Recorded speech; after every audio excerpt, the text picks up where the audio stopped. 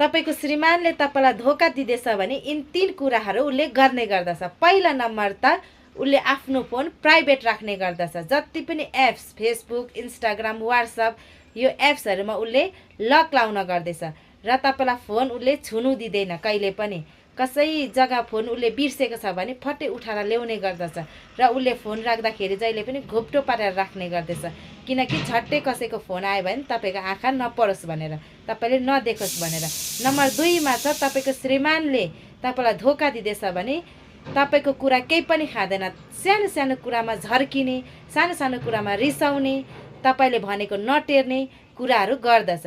र नम्बर 3 मा छ तपाईको श्रीमानले तपाईलाई धोका दिँदैछ भने पहिला नम्बर त उले तपाईलाई छोडेर आफूमाथि ध्यान दिने गर्दछ र राम्रो राम्रो लुगाहरू, राम्रो राम्रो परफ्युम, ब्रान्डेड लुगा, ब्रान्डेड परफ्युम, राम्रो राम्रो चीजहरू लगाएर आफूलाई चेन्ज गर्ने गर्दछ, आफूमाथि ध्यान दिने गर्दछ।